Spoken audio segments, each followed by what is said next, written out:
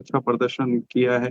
फिर वो चाहे एडवांसेस का हो, डिपॉजिट्स का हो, एनआईएम्स का हो, एसेट क्वालिटी का हो, सारे पायदान पर खरी उतरती है। पिछले दिनों उन्होंने कुछ क्यूआईपी करके भी पैसे उठाए थे अपने रेशियोज ठीक करने के लिए। और अब ऐसा भी लग रहा है कि शेयर होल्डिंग पैटर्न जो है 75% से नीचे करने के लिए हो सकता है कि दोबारा से कुछ डायल्यूशन हो। और सबसे अच्छी बात है कि वीकेंड पे ऐसी न्यूज आई कि शायद मीडिया के हवाले से मैंने देखा था कि एफएम साहिबा ने ऐसे कहा है कि जितने भी सरकारी बैंक है उन्हें अपनी सब्सिडीज को लिस्ट करा करके मोनेटाइज करना चाहिए। तो वो भी एक प्रभाव पड़ा हुआ है आज के बाजार में, जो पीएसयू बैंक्स में हलचल दिख रही है।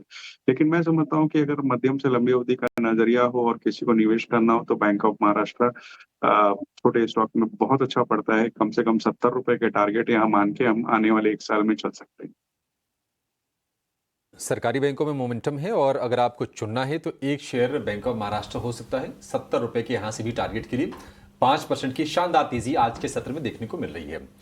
लेकिन चलिए जरा ये समझ लेते हैं कि 4 दिनों की जो तेजी पर बाजार में ब्रेक लगी है इसको कैसे देखें और वायदा के जो आंकड़े हैं वो किस तरह की तस्वीर दे रहे हैं।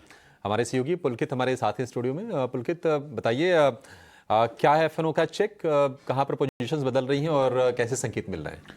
जी अभिषेक जी, तो डेटा पे बात करें तो जो इंडिया विक्स है वो थोड़ा बढ़कर आया है। करीब 4.5% की वृद्धि हुई है और 12.9 के ऊपर अभी है। पीसीआर की बात की जाए 0.62 है। ऑब्वियस सी बात है क्योंकि थोड़ी सी सेलिंग आई है तो ये थोड़ा घटेगा। मोस्ट एक्टिव पुट की बात की जाए तो 25,600 पर है और अगर मोस्ट एक्टिव कॉल की बात करें तो वो भी 25,600 के ऊपर ही है। लेकिन गौर करने वाली बात यह है कि 25,600 पर कॉल राइटिंग हो रही है, मतलब दबाव बनाया जा रहा है, और 25,600 पे पुट की शॉर्ट कवरिंग, मतलब जो लोग इसको सपोर्ट बना के बैठे थे अब वो अपनी शॉर्ट्स को कवर कर रहे हैं।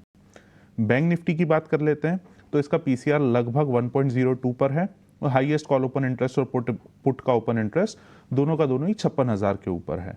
एक चीज जो गौर करें ध्यान से दर्शक, यहाँ पर निफ्टी ने अपना जो पुराना फ्राइडे का जो लो था 25,523 का, उसको तोड़ दिया है। अब यहाँ पे मार्केट लगभग 25,500 के आसपास ट्रेड कर रहा है। बहुत देर तक अगर इसके नीचे रहता है तो 25,500 पे जो लोग हाईएस्ट पुट राइटिंग करके बैठे हैं वो लोग अभी अपनी अपनी पोजीशंस को कवर करने के लिए थोड़ा सा घबराएंगे और हो सकता है मार्केट और ज़्यादा नीचे जाए।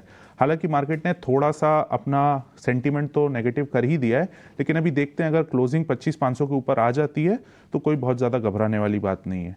एफ एंड ओ बैन की बात कर लें तो अभी एक एंट्रेंट आज जो हो सकता है वो आरबीएल बैंक हो सकता है क्योंकि इसकी मार्केट वाइड पोजीशन लिमिट लगभग 95% के ऊपर जा चुकी है। तो अभिषेक जी, ये था एफ&ओ के सेटअप के बारे में, किस तरह से मार्केट अपना भाव बना रहा है। ठीक है, बहुत शुक्रिया पुलकित आपका ये सारे के सारे आंकड़े सामने रखने के लिए और बताने के लिए कि बाजार का डायरेक्शन यहाँ से क्या लग रहा है एफएनओ के आंकड़ों के चलते। थोड़ी देर पहले बैंकिंग की बातचीत चल रही थी, एक और बैंक को जरा सामने लेकर आएंगे और वो है आईडीबीआई बैंक। ये जो शेयर है हम देख रहे हैं कि 3-3.5% के आसपास की तेजी है और 11 महीने के हाईस पर ये पहुंच गया है और खबरें ये आ रही हैं कि अब जल्द ही इसके निजीकरण को लेकर बोलियां मंगाई जाएंगी। सरकार और एलआईसी इसके लिए फाइनेंशियल बिड्स मंगाएंगे, ऐसी खबरें चल रही हैं मीडिया में। आईडीबीआई बैंक इसको लेकर व्यू राजेश जी आपसे ही चाहिए। कैसे देखते हैं, काफ़ी लंबे समय से ये प्रक्रिया चल रही है, बातचीत चल रही है, शेयर भाव में हाल फिलहाल हम उछाल देख रहे हैं, पिछले 6-7 सत्र से लगातार ये शेयर चल रहा है। आपको लगता है कि अब जो कुछ होना है अब बहुत दूर नहीं है और आईडीबीआई बैंक एक प्राइवेट बैंक होने के लिए तैयार है? देखिए, कहना मुहाल है क्योंकि ये जो खबरें हैं निजीकरण की, एलआईसी अपना स्टेक निकालेगी, ये पहले भी कई बार हम सुन चुके हैं। तो जब तक कोई अच्छी बोलियां नहीं आएंगी तब तक मुझे लगता है कि ये मामला थोड़ा सा उलझता ही रहेगा। हो सकता है हो जाए, बट मैं बहुत बहुत ज्यादा उत्साहित नहीं हूँ इस खबर को लेकर के। जहां तक वैल्यूएशन की बात है, मुझे लगता है कि 100-110 के बीच में जो ऑप्टिमम वैल्यूएशन हो गए, अभी ये कॉर्पोरेट एक्शन होगा तभी यहाँ से कोई बड़ा अपसाइड होगा। तो नई खरीदारी की इस वक्त सलाह नहीं रहेगी। और देखते हैं किस तरीके से खबरों का सिलसिला चलता है। अगर निजीकरण होता है तो हो सकता है कि समीकरण बदल जाए, लेकिन इस वक्त जो वैल्यूएशन पे है वहां पे नई खरीदारी की इस वक्त हम कोई सलाह इसमें नहीं दे रहे हैं। जब होंगी चीज़ें तो देखा जाएगा, फिर से आपको गाइड करेंगे, समीक्षा करेंगे खबर की, शेयर की।